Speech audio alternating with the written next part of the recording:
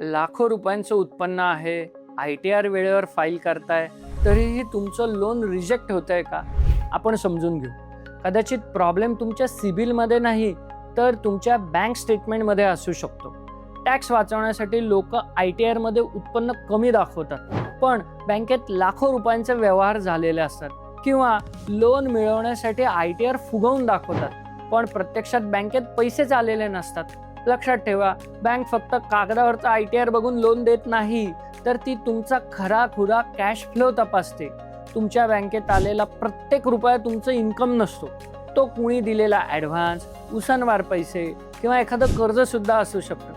जेव्हा इन्कम टॅक्सला दिलेली माहिती आणि बँकेचा प्रत्यक्ष डेटा एकमेकांशी जुळत नाही, तेव्हा हा एक सिरियस कंप्लायन्स इश्यू बनू शकतो. बँक तुमचा ITR, बँक स्टेटमेंट आणि एक्झिस्टिंग EMI हे सर्व एकत्र पाहून तुमची रिपेमेंट कॅपॅसिटी ठरवते. म्हणूनच लोनसाठी अप्लाय करण्यापूर्वी या 3 गोष्टी नक्की तपासा. पहिली म्हणजे तुमचा ITRचा इन्कम आणि बँकेतला कॅश फ्लो एकमेकांना कॉन्ट्राडिक्ट करत नाही ना.